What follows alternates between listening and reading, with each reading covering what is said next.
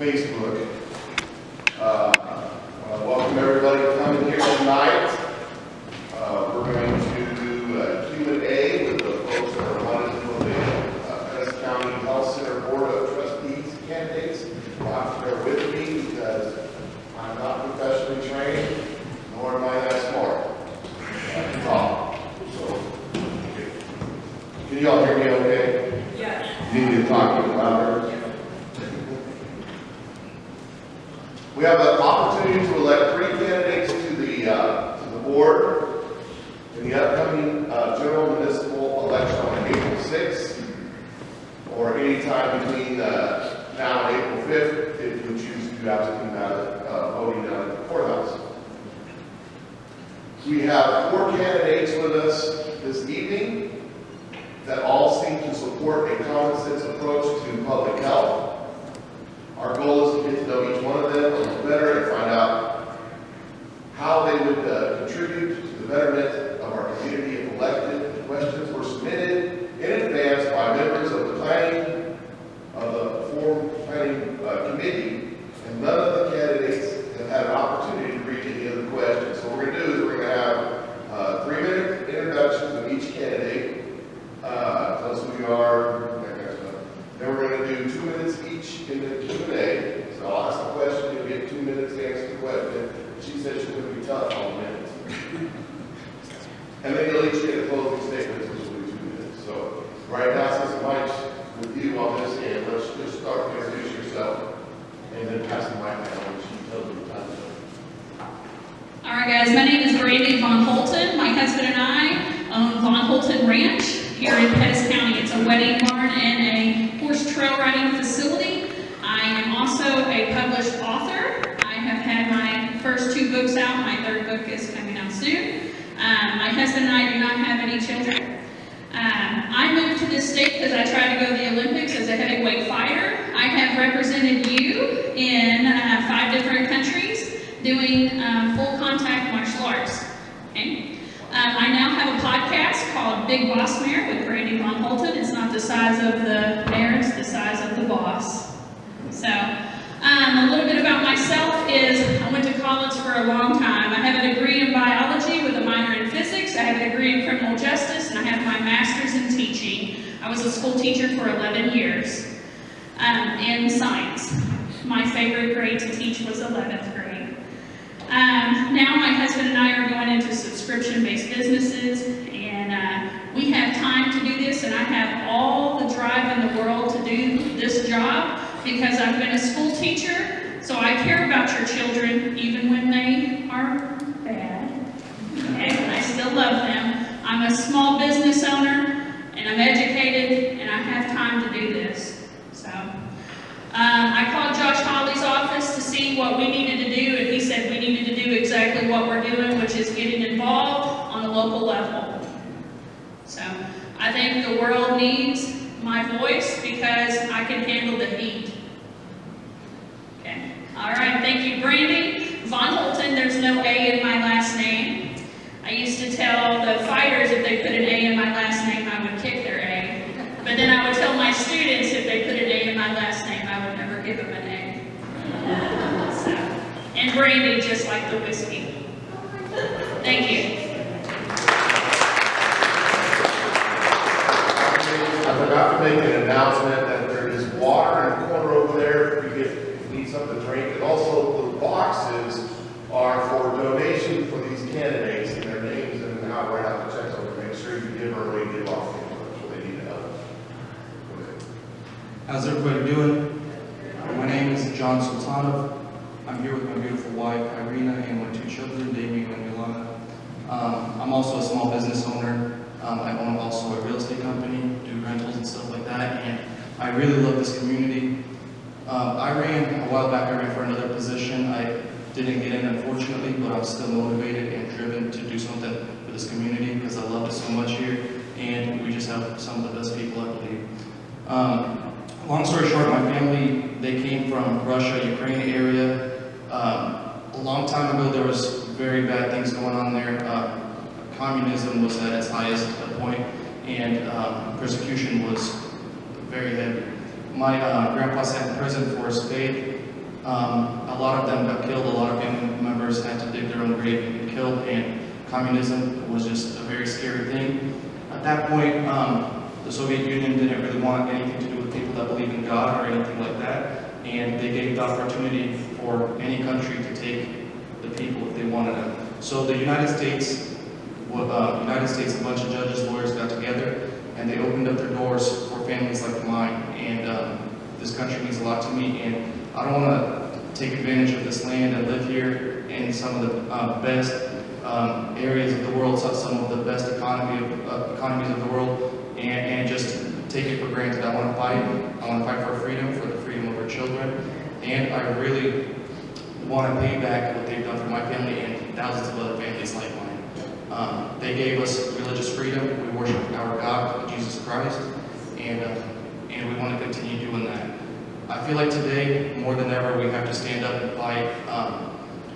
With what's going on, I have no problem with people wearing a mask, but I have a huge issue with somebody trying to mandate it on you. That's how it all began up there in the Soviet Union, and I don't see eye with that kind of mentality. So that's why I'm running for this board. I want to do something great for this community. I want to fight, and I want to make sure that we continue being an advisory board and not someone that puts laws into place and passes mandates, because I'm very against that. So my name is John Sultanov. You can find me on Facebook, and I appreciate you guys being here.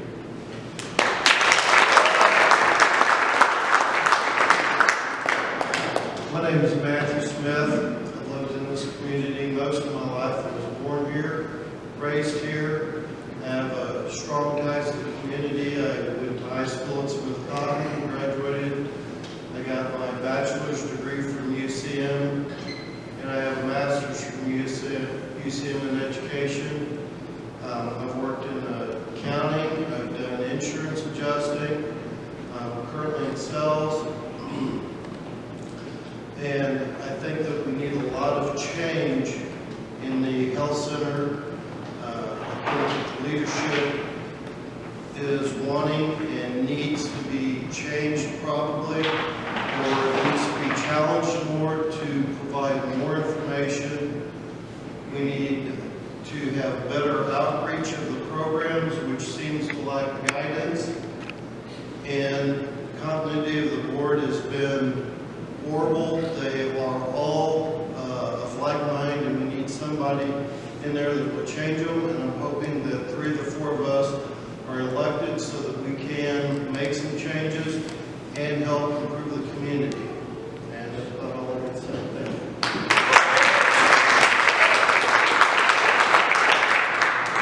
Hello, I'm Amanda McClain. I'm sorry, my voice is kind of raspy. We had a crazy basketball game this weekend, and I might have yelled just a little too much. So, I have lived here for 18 years now. My husband and my husband's Brian played at Ron Pools. We have Ron Pools and spas here in town, and then I have 2 children. They're 20 and 18.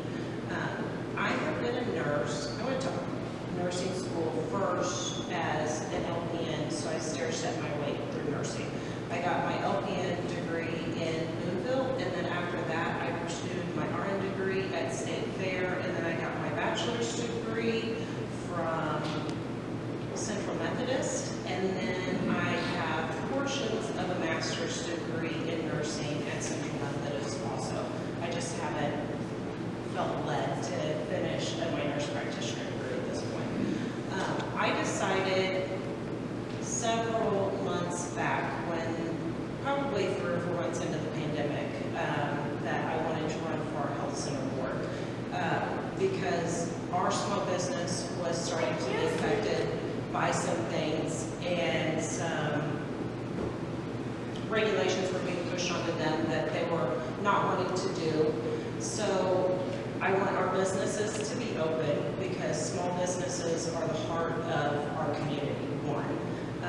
And then I also want our schools to be open without restrictions. I don't want my kid to have to sit in a mask for 8 hours a day and then go cheerlead if they want to cheerlead in a mask for another 2 to 4 hours at basketball games, because you're putting a wet, dirty mask back on your face, breathing bacteria in from sweat, because sweat is bacteria. So I don't think kids should be made to do that. So that was the main reason that I wanted that, was basically my kids.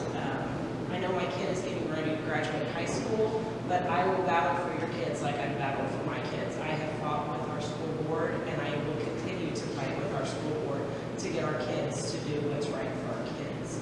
So thank you for coming tonight, and I hope we provide you all with a lot of great information.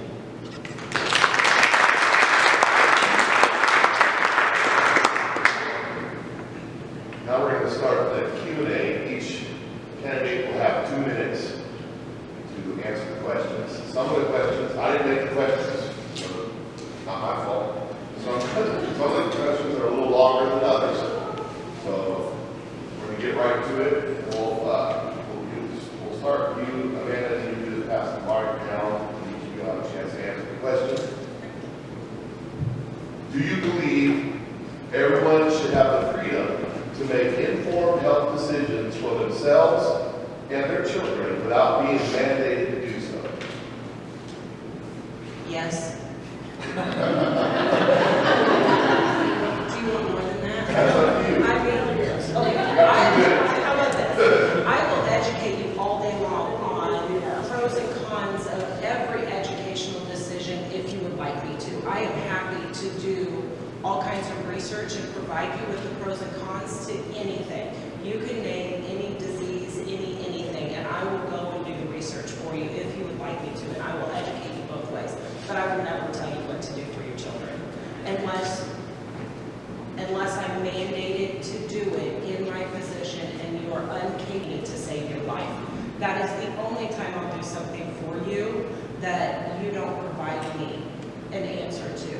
But that's because I know how to save your life in many situations that you aren't going to be able to save your life in. Does that make sense? I'm not going to drive by you on the street after you've had a wreck and you need life-saving measures. I will stop and save your life. And I'll err on the side of caution to save your life, but I'll never force you to do anything.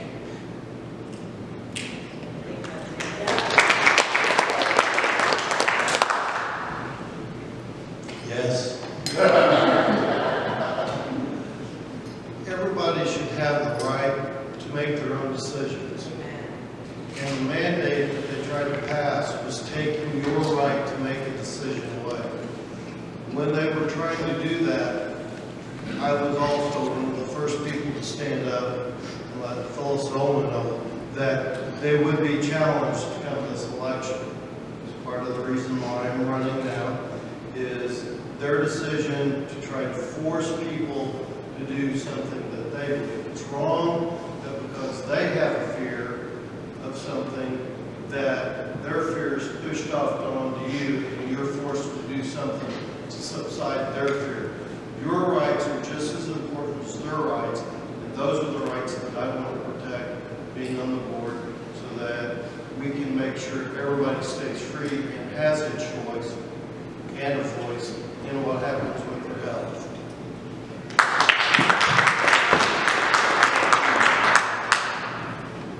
Yes. So, absolutely. Unlike it was in the Soviet Union, here everybody gets the choice to do whatever they want, and sometimes that's good, sometimes that's bad. In this case, nobody should tell us what to do or how to do it. We should be able to do what we want, because this is what this country is about. It's about our freedoms. Another thing that I see just from the past, what ends up happening is we give them an injection and they take away a whole foot. So the more we start letting them mandate, the more they're going to take away from us, and that's why we have to stand up, and that's why we're here today.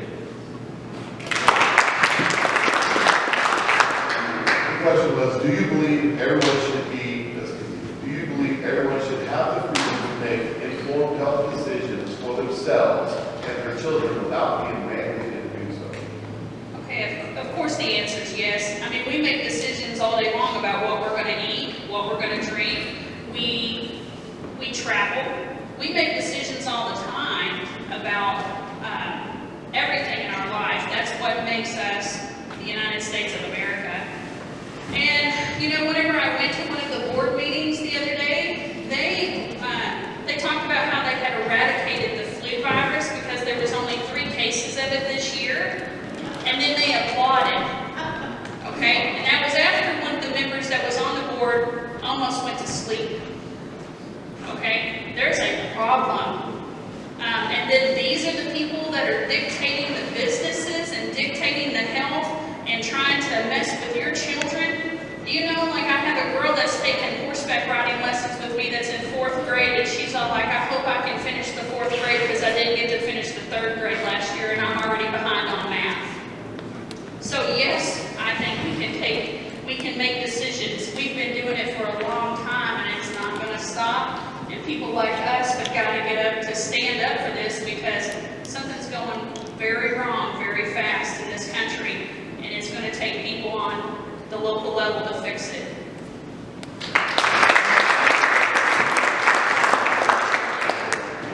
I'm back. Who should be responsible for setting health center policy? The board or the administrator? And furthermore, do you believe the health board members work for the administrator or on behalf of the citizens? Okay? Joanne Martin is ruling the roost, and it should be the other way around. The board should be in charge of Joanne. Joanne is employed by the board. Whenever I was there, Amanda and I were able to make it last time. The board asked Joanne, who hires you? And Joanne had to tell them, you hire me. Okay? That's a shame. So, I know there was a whole bunch of questions in there, but the board is in charge of the person that they hire. They hire the best candidate, and The second question is, does the board work for the administrator or the citizens? the board works for the citizens. 100% the board works for the citizens. And then the person that the whole board hires, that person works for the board. The citizens are in charge. And it doesn't feel like that right now. My goal, I want the board has too much power. That power needs to be given back to the citizens. Especially if you've got somebody at a meeting that's going to sleep and they don't even know who they're hiring. There's a problem. Here's your answer.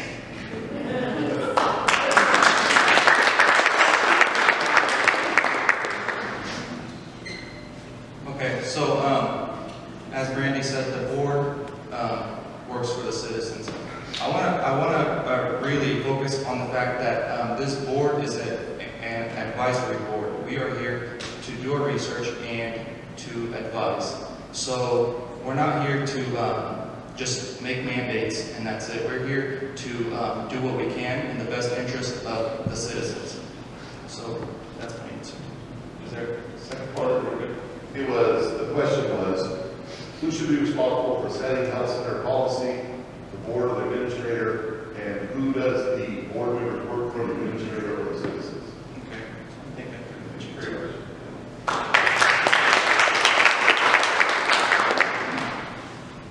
Well, the board works for the citizens, and the board is the one that should be making the policies because they hire the administrator, and the board should be listening to the citizens before they make those policies and should know the research and the outcomes of the decisions that they're making that are going to affect people's lives, and should be listening more to the people. And the administrator needs to pay attention to what the board's telling them and should not be out there trying to guilt people over the decisions they make about their health care. And that would be my decision.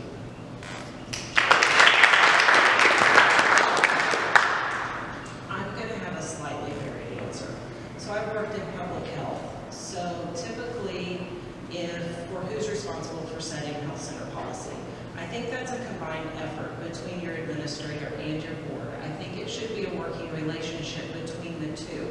Your health center administrator should be well versed enough in her job to know when the laws are changing, and sometimes she's going to know the laws change before somebody that works outside the field. Then she should present the law that is changing, and it should be a conversation that's had with board members and administrators together to set what is best policy for your county and for your health center. I do believe your citizens come into play with that, because I think some of the way you know what's best way to implement that law for your personal county is by what is affecting your citizens. So your citizens your board members should have access to your citizens and get information from the citizens that affect their health. But then there should also be a combined, well-working, well-oiled relationship between your board and your administrator. I see that as not really working right now in many aspects, even especially with the board and the administrator, that working relationship.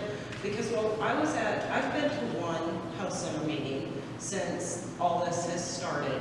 And in that, most of our board members didn't have a comment on anything. So the well-working relationship, it seems like information flows directly from the administrator to the board, and then the board just does what our administrator wants. That conversation piece and the collaboration piece that should be occurring between the board and the administrator isn't occurring. And I think there should be a well-working relationship there that's missing. So, yes, I do believe that your board is in charge of your administrator, your citizens are in charge of your board, but it should work together.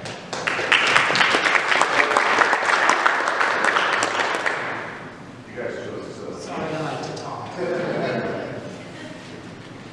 Community health is the intersection of healthcare, economics, and social interaction. Would you consider each of these areas when making public health decisions? And would you be willing to adjust your stance as more information becomes available? One more time. Community healthcare is the intersection community health is the intersection between healthcare, economics, and social interaction. Would you consider each of these areas when making public health decisions? And would you be willing to adjust your stance as more information becomes available? Yes to both parts of that question, because yes, all three of those parts work into your decision making. And when one section drastically changes, then you have to do something to compensate for that change. So it should always be a working, nothing should be so set in stone that you can't work within it, and when things change that you have to work with the changes. That's just healthcare. Healthcare changes on a daily basis, whether we're in a pandemic or we're not in a pandemic. There's always new information coming down the pipeline, so you always have to be willing to change. Did I answer your question?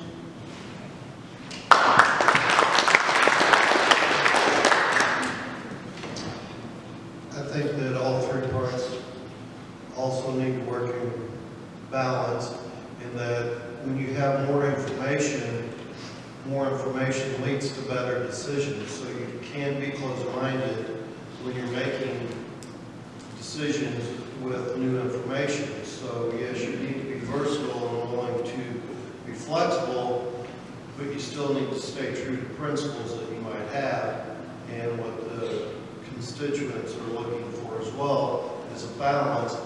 And you need to do your best to stay informed of all of the new information you can as things develop. What we witnessed with the coronavirus was a lot of misinformation and bad decisions, and nobody actually came forward and said, hey, we got this wrong at the beginning, we need to adjust our stance. They would flip-flop back and forth, so it created a situation where we were confused and didn't know what was going on. And had they stepped up and said, hey, we got new information, we need to adjust our position to go with what's going on, people would have probably been more open-minded and receptive to what they were saying. But instead, they didn't admit to their mistakes, so why should we believe what they said afterwards? And as a board member, I would continue to stay open-minded, and if I make a bad decision, I'll admit to what I did wrong and explain why I made the decision I did at the time, and then try to do better the next time.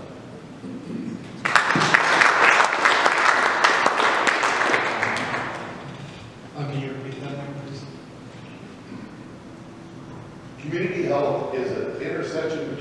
healthcare, economics, and social interaction. Would you consider each of these areas when making public health decisions? And would you be willing to adjust your stance as more information becomes available? Okay, so first of all, yes, absolutely. I think we have to take all things into consideration. We should be open-minded if more research or anything comes up and we need to change our stance, but as long as our stance is beneficial and to our Constitution, as long as it doesn't, take away freedoms or anything else, then yes. But other than that, I wouldn't want to go against what the Founding Fathers had in their plans for this country. So, yes.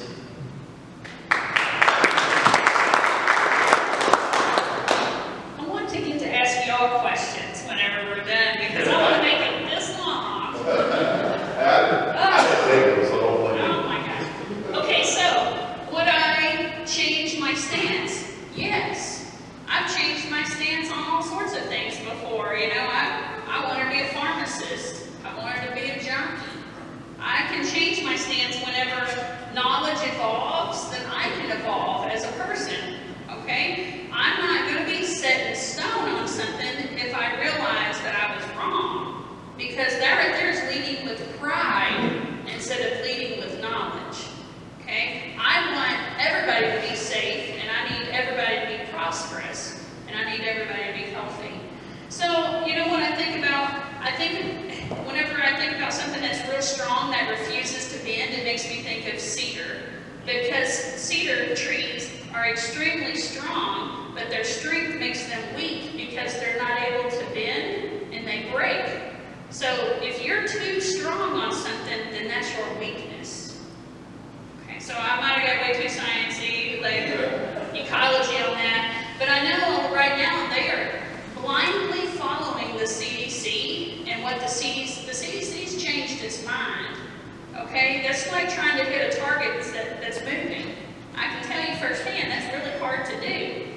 And I don't know, I feel like the CDC has got different people backing them, and it's like who's paying for what they're saying at the time. So I don't want to blindly follow someone that they're making rules for us that's based on somebody making money. So that's what I think about.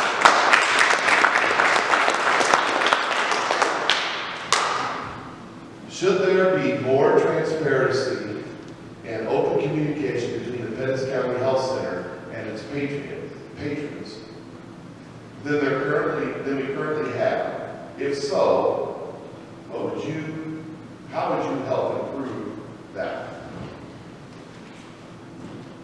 Okay, so should we have more transparency? You should always have transparency in everything that you do. I have a social media page that's called Brandy Von Holton for the Pettis County Board of Trustees, and I told people I started with $400. It cost me $75 to do this. Here's what I'm trying to do. Because these people that have become lifelong politicians, that they are making more money than what their job allows, that's because they don't have transparency. This is not a paid position that we're going for. That was just like a little side bubble thought. Okay, so what should we do to increase transparency? I wish I knew the exact answer. I know that I've been asked to do Facebook Lives if I get put onto the board about the meetings. I don't really know the legalities about that. There's probably some health things because of HIPAA that you're not supposed to tell, so I don't know the exact answer on that, but does there need to be transparency? Yes. It shouldn't be I think everybody should be invited to the meetings. Whenever we went to the meeting, there was only room for like 2 people in there. I mean, it should have been at a larger place because this dictates all of our businesses and the health of the entire community. So the community should be able to come to something whenever it dictates your livelihood.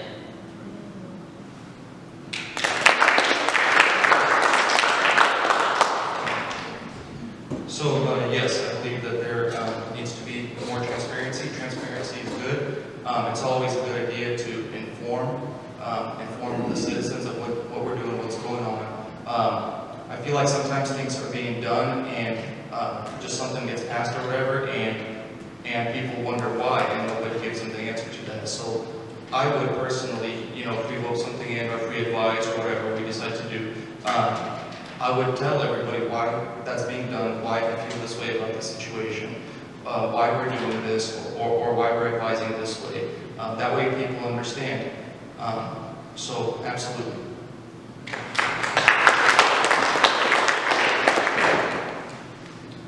Yes, I think that we need more transparency on the board as well. I think that if it's possible, there needs to be webcasting of the board meetings. I think that the board meetings need to be at a time it's more convenient for working people to attend the meetings if they want to. 4:45 on a Thursday afternoon does not seem like a convenient time to me. I know that I normally am at work during those hours. I think that the website for the health center is in shambles. As I've talked with others on setting up here, we also think that it would be a good idea that the website for the board, for the health center to be revised, revamped, and made more user-friendly. Many of the most of the information, or a lot of the information, when you click on it, it says it's under construction. It doesn't tell you when it's going to get updated or when they're going to fix it. There's no sharing of information. What are they doing with it other than it's under construction? What does it mean? Does it mean that they don't have the information, or are they working on it? The event calendar, I looked at it last night, showed all of the classes that they taught for February. This was February the 28th. What about the classes in March or April? When are they supposed to happen? How are you supposed to plan to go to something if you don't know when it's going to happen? So the transparency definitely needs to happen on the board. I'm hoping that if 3 of us get up there, that we're able to affect change in that way. And then there's other parts of the board that doesn't have any information, such as suicide prevention, child health care. There's a lot of information missing regarding that. They're all under construction. Why not put a date of when it's expected to be back up or completed? They're not sharing information. How about their budget?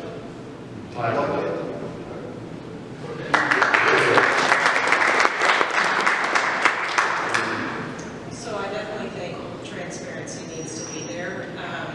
From being a part of health center board meetings, I haven't figured out why they're not shared on social media yet. There's not any law that states that they can't broadcast a public, open to the public meeting. There is a reason they can't broadcast the closed portion of their meetings because of employee conduct violations, things like that. You can't really go and put all of that business out there. Just like, I think they have the same guidelines basically with that stuff as a school board does basically. So I do think that they should be Facebook Living those because we are in a social era and there are enough platforms available that they can't put that information out, and they should. They should also make weekly and monthly updates, kind of like Sheriff Anders has been doing, like a weekly, here's what your sheriff's department's done, XYZ this month. There's no reason that our health center isn't doing that. Their budget is public knowledge.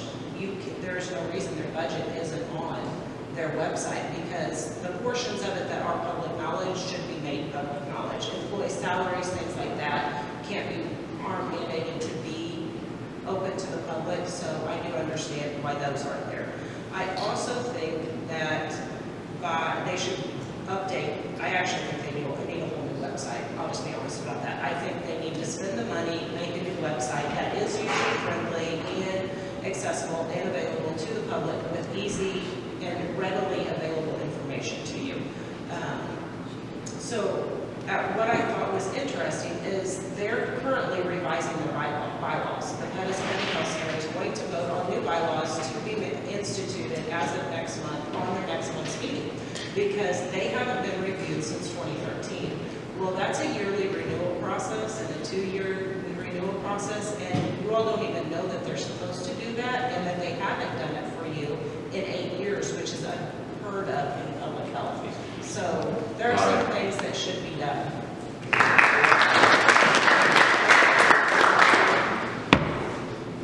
Okay, this one's a little longer. Don't let me, I'm just a messenger.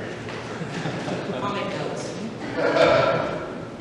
Parents who feel certain vaccinations violate their religious liberty may obtain by law a religious exemption in departments. The Pettis County Health Center is one of the few in our area that require parents to schedule an appointment with the health center, be counseled by a nurse, and watch a video explaining the risks of not vaccinating their child before this form is provided. This is despite the fact that none of this is required by law. Do you support the Pettis County Health Center's current policy for obtaining a religious exemption form, or do you support your constituents being granted this form freely without contingencies? So here's a little inside scoop on that. You don't have to do it. Did you know that? Your school can request you to do it, but you are in no way, shape, or form required to go and sit through that half-an-hour video, have anything signed by the health center, or have your kid vaccinated. You don't have to do it. That is the law. I do know that because I've looked that one up, and I quote that law to my school board. I go to school. My kids are in school in the Smithton School District. My kids take certain vaccines that I deem them to take. There are other vaccines that I deem them not to take. There are other vaccines that I've sat down with my children and had a very frank conversation with them on what they do, the pros and cons, and let them decide. I let my kids at 18 years old decide if they want the Gardasil vaccine for cervical cancer, because that's something that can affect them. I'm never going to take it. I'm never going to make them take it, but they're adults at 18 years old. I also know my children, and I'm willing to have that conversation with them. That is definitely a parent's preference. I don't believe you can mandate a vaccine at the school level until the laws change. I do believe they're getting ready to change that law. I will tell you that. But as of this day and time, that law isn't there that can mandate you to do that. So if you choose not to do it, just don't do it. They can't take your kid out of school for it. I can guarantee you that, because mine are sitting there with mandated shots, not on record, that the school board deems to be required to be in their school system, and they've never had them. So all school boards assign the same laws. All health centers are assigned the same laws. If I can get away with it in Smithton School District, you can get away with it in Sedalia, Vermont, Green Ridge, wherever in Pettis County you want, wherever in the state of Missouri you want. Other states is not the same, but the state of Missouri, that is the law.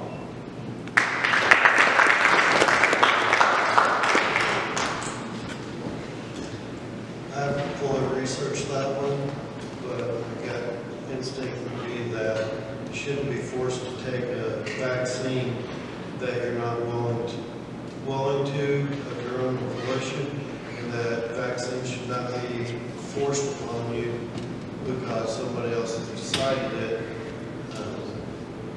But if there's a law that actually states that you have to, and it's been passed by a legislature that's been duly elected, unlike the current board, then I would have to say you would have to do it at that time because it is a mandated law. As we've just learned, it isn't, so no, I don't think you should have to do it.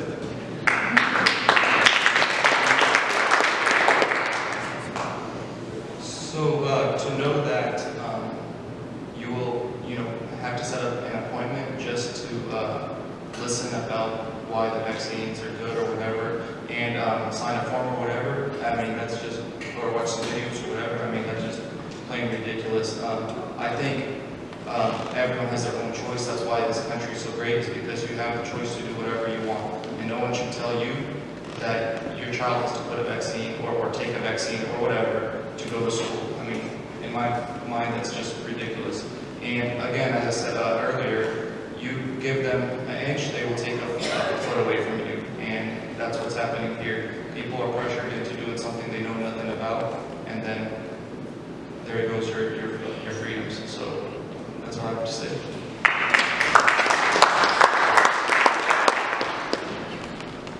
A job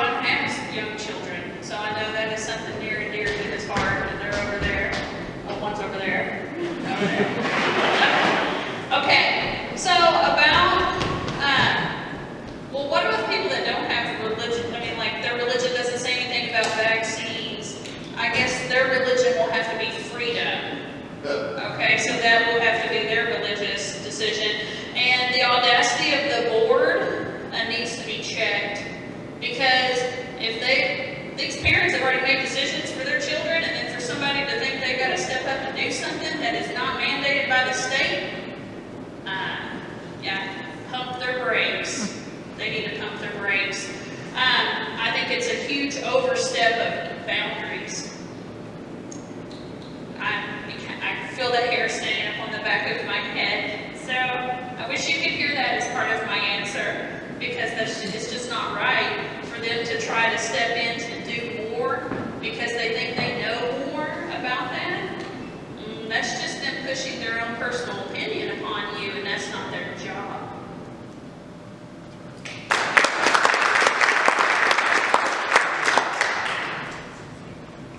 The board is responsible for appointing our county health administrator. What would you say is the most important qualifications for that position? Experience, education, and well, let me think here. If I mean, like, it's most definitely. I'm not going to say education first because there's a lot of, like, I know experience. If my husband and I had to take an IQ test, I've got 3 college degrees and he's almost got an associate's, and I know his IQ is probably higher than mine. So I'm not going to say education first, but it does need to be educated. They need to be in the medical, I think they most definitely need to be in the medical field. And experience. Okay, read the question one more time, because I feel like I'm missing out on my word, comma, The board word, is and responsible for appointing the county health administrator. What would you say are the most important qualifications for that position? Okay, so past the education experience, it's going to depend upon the person. I need someone that I know that's going to actually listen, that is going to be part of the community, and isn't going to just hold strong to something, like hold on to something for pride reasons instead of education reasons. Or, I mean, stuff changes all the time. Our knowledge changes all the time, but if somebody's just stuck, that does not work. It does not work whenever somebody's not able to bend.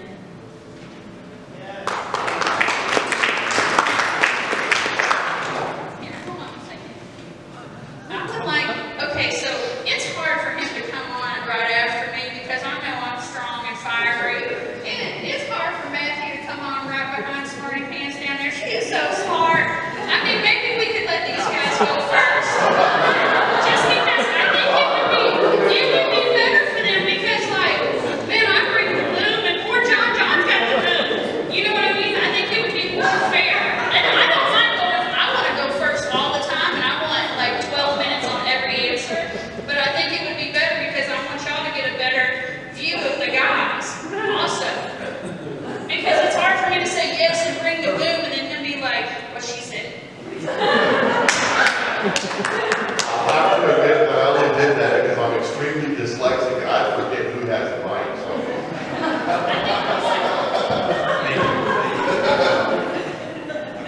Yeah. Can you please read that again?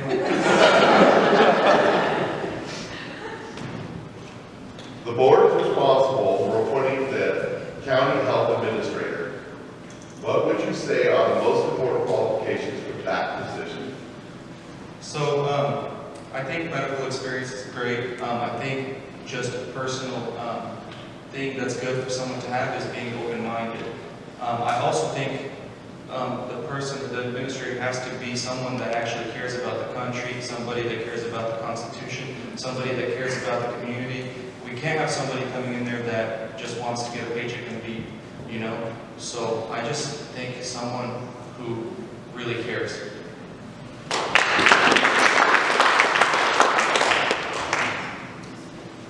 Well, I think that the person running the health board or the health center should have medical knowledge and an understanding of the regulations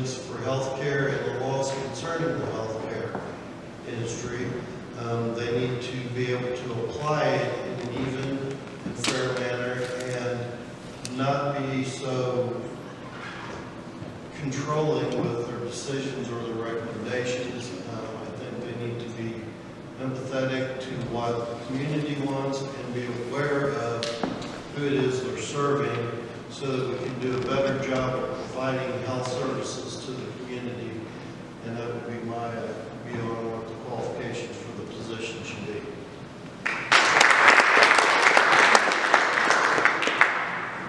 So I should have looked the law up first to tell you what you have to have, because there is law and there's no change. I mean, unless you want to go to Washington and Jeff City, there are certain laws that your health center has to be governed by certain people. But the last time, when I worked in public health, which was a few years ago, the only qualification you had to have was to be a U.S. citizen. So I worked in a health center that had an administrator that had no medical background and didn't have a medical degree. He was a businessman. And actually, he ran the health center pretty well financially, and then he surrounded himself with a great team of very knowledgeable people, and they did all the medical stuff. He answered the political questions, and it worked out pretty good. Do I think that's the right makeup?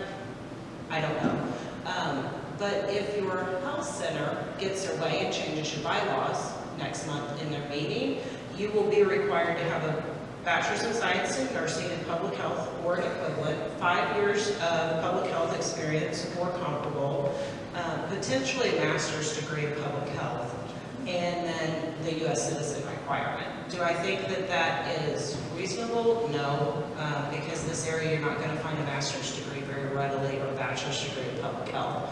So medical knowledge, yes, is important, but there's other things. A health center is a business. It does have to be run on a budget, and if you have nothing within a budget, your health center's not going to be very successful. So I think the candidate, to me, is probably the right answer to that question. It depends on the candidate, what their qualifications are personally, professionally, and then to move on from that. Do I think they need to be easy to work with and readily available to the public and readily available to answer questions to the public? Yes, because it's public health, you're going to deal with the public. But I wish I knew the exact statute, because there is a statute that tells you what it has to be, and I wish I could rattle it off the top of my head, but I honestly can't. But those qualifications have to be met that are deemed by the state and the federal government, and then you can add more stringent if you wanted to your county health administrator. So I don't know. I'm willing for it to be a business person, but I'm also willing for it to be a healthcare administrator, somebody with a healthcare administration degree, or even just a nurse, honestly, because sometimes nurses can do it all, and a lot of times we do, but some of us can't. So I think it very much depends on your candidates. Fine.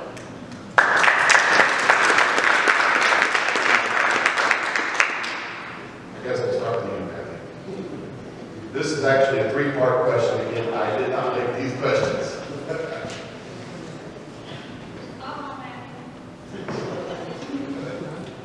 If elected, how much time are you willing to commit to serving on the Board of Trustees? Is your schedule flexible enough to attend the monthly board meetings at 4:45 p.m. the first Thursday of each month, as well as allow time for issues to be addressed as they come up between regular meetings? Will you make yourself available to your constituents to hear their ideas and concerns, and would you be transparent in your decision making? Well, the first question, I think I made my point very clear. I don't think that the meeting time is conducive to the working person attending, so the first thing I would want to do is make a motion to move the time that the board meets to something after what's considered normal working hours, so that more people could attend the meetings. And what was the second part of the question? It says, if elected, how much time are you willing to commit to serving on the Board of Trustees? Is your schedule flexible enough to attend the meetings at 4:45? As well as you allow time for issues to be addressed as they come up between regular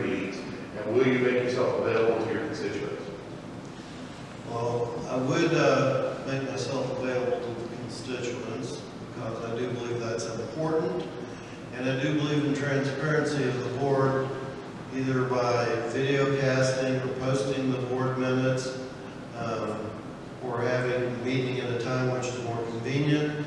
I will put in whatever time is necessary to do an excellent job on the board, because I believe that if I'm going to put forth my candidacy for it, I need to be willing to put forth the time to be successful and do a good job for the people that are voting for me.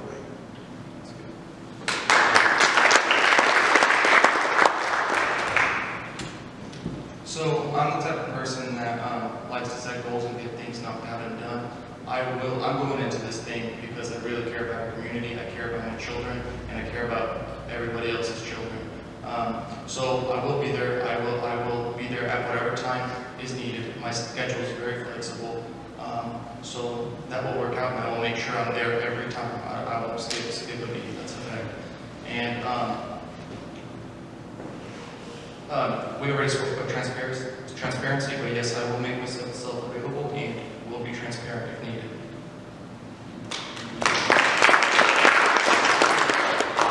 Okay, so my husband and I, we've moved here. We opened up a business in 2014, and now that the business is going, I have time. That's why I'm here. I don't know if y'all have ever read a book about how time is one of the 5 love languages. Well, me giving my time to you, time is money to me, but I'm giving you the time because I love this community, I love my husband, I love our business, and I love this country. So yes, I'm going to give you my time. I'm doing it right now. You know I could be doing other things, but I'm putting myself on the chopping block. I've already had people attack me on social media, but that's okay. They don't know who they're really dealing with. Oh my God, now I can't stop smiling. So talk about, am I going to be able to do the time? I'm going to do the job, the time that it takes to do it, but I'm going to do more. Because whenever I go to fight for y'all, I'm going to be well equipped.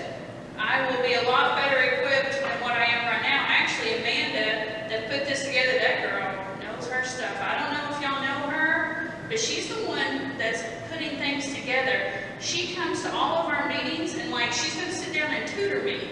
I hire people to tutor me. Tomorrow I hired a lady to tutor me on Etsy.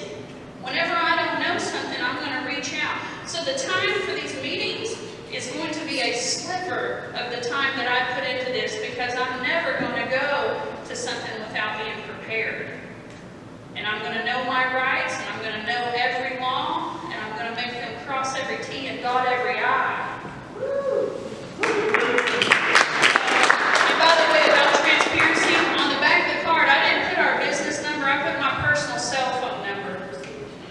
And there's my website, BrandyVonHolton.com, so you can look at my resume, you can look at everything that I have done, because I am transparent. I have nothing to hide.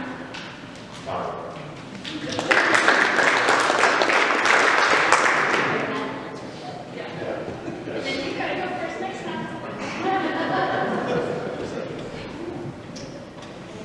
Okay, so I don't know if I explained earlier, but my husband and I decided about 3 years ago with some health struggles that I was having. I actually had a brain tumor removed this past April, and my health is significantly improved, but that I would no longer work. So I don't hold a full-time job currently. I hold a full-time momming gig that takes some time, but other than my son's stomach and his scheduled meals, I don't really have a whole lot going on except for what I feel like doing. This is one of those things that I feel like doing. It will be on the top of my agenda all the time. I'm pretty well versed in the statutes and the laws that govern public health because I've been in it. So I know some of those and I watch for updates. So it's going to be kind of hard to sell me on something if I know it's not the letter of the law. So yes, I'll be transparent with you. If I don't agree with what's going on and I'm a nay dissenting vote and I'm the only nay dissenting vote, I'm happy to tell you why I'm the only nay dissenting vote, and I will provide statutes and research and whatever you want if that's All you have to do is ask me. I'm pretty well an open book. So yeah, I'll do the time. I'll walk the walk for you because I think that's what we need right now, especially right now. So, yes. We'll start with John this time. Oh, give us a big question. I'm just reading in order. More parts? Do you believe the healthcare center should put more emphasis on proactive healthcare? Examples include educating the public on ways to boost their immune system, or how to improve their overall health, or to better equip their bodies to handle illness or disease. I think that's always a great idea. Personally, I believe that God created our body in a way to where it repairs itself. If you eat the correct foods, if you do the correct exercises, you will be healthy and you will live a long and healthy life. And it's always good to teach people how to do things correctly, how to teach people how to diet correctly, and I don't see why there's an issue with it.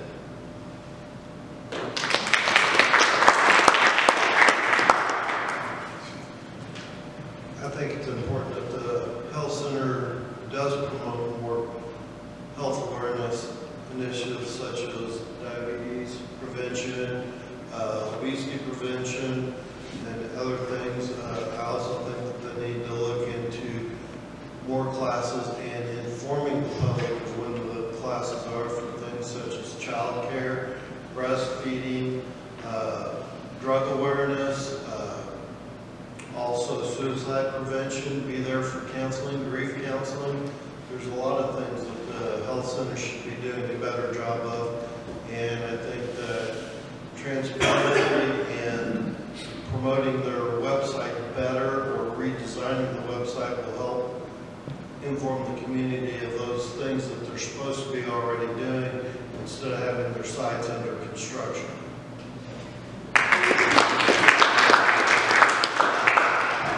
Please read me all parts of that question one more time. Do you believe the healthcare center should put more emphasis on proactive healthcare?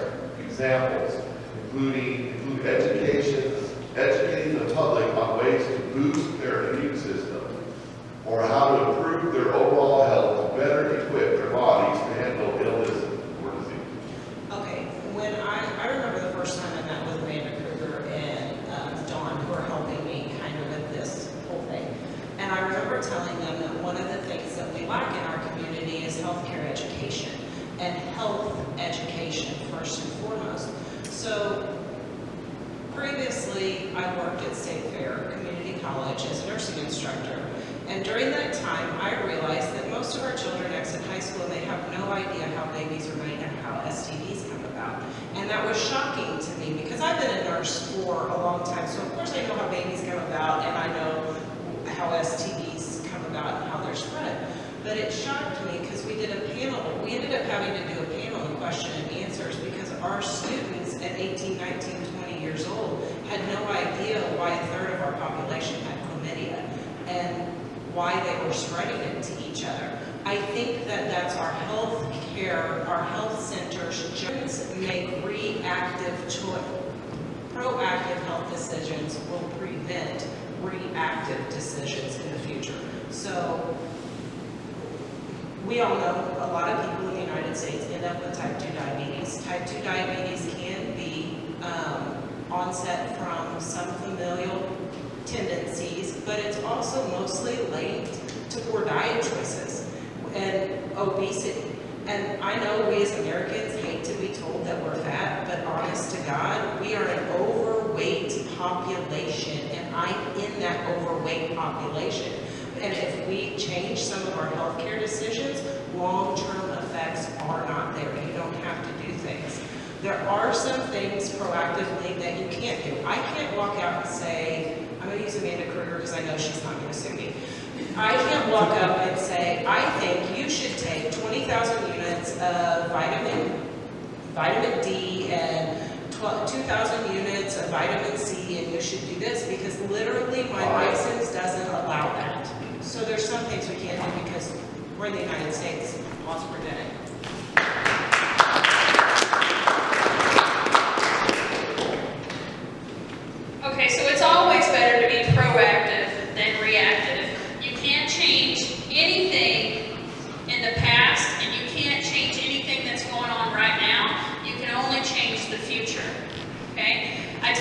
people that whenever we're riding horses, you know, when I'm teaching horseback riding lessons, they always want to look down at their feet, and I'm all like, hey, when you're driving your car, you don't look at the tire. You cannot change what you're happening right now. You have to always look where you're going. You can't look.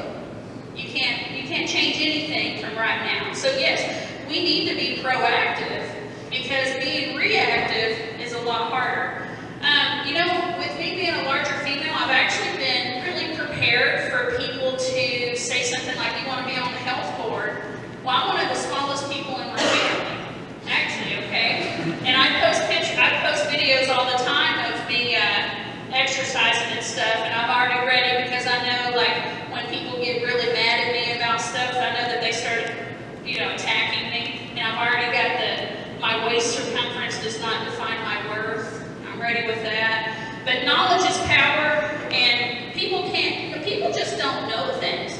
Like, we do need to educate people, like, who's taking a vitamin D right now? Who's taking a D supplement right now? Like, hey!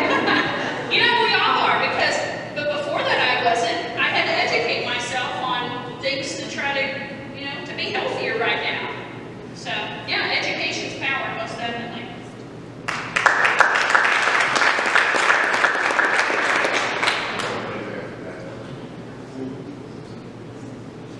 If elected, how would you go about making sure information from both sides of public health issues and protocols are presented so that the public is well informed of risks and benefits prior to consenting to interventions?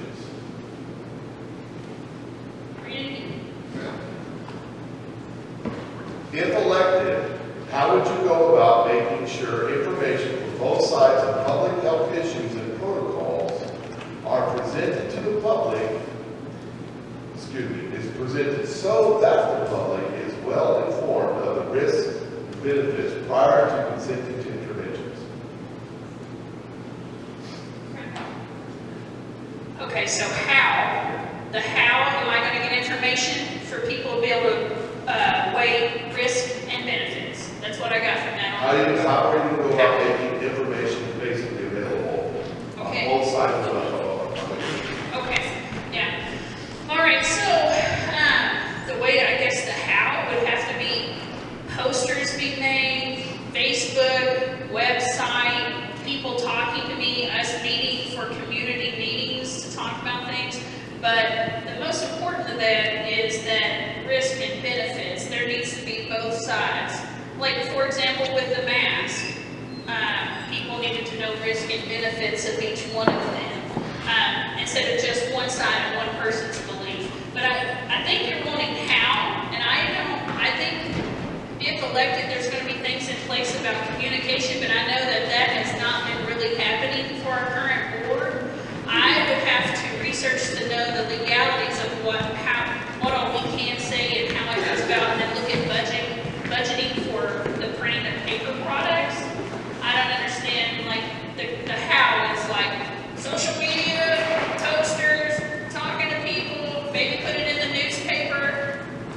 I mean, like, I feel sorry for the person after me because I don't know if we really need to put it on the radio. Nobody's going to listen that long. You know, for here's all your risks, pros and cons. But I do think it needs to most definitely say both sides of something. Right now, it's just, here's the way it is, and I'm not changing. And that just doesn't work. People need to make informed decisions for themselves, and they need to know what we know and what we're going by to be able to choose one side or another where we're going to have to take a stance on something.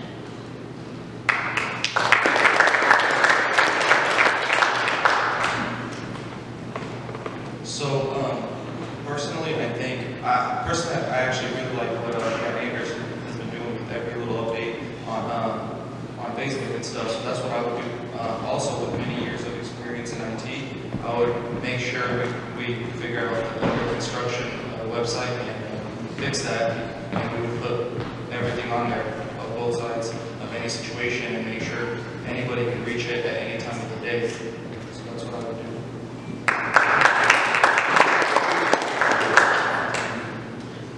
Well, I've pointed out that the website would need to be updated and make it more friendly. You can post your comments on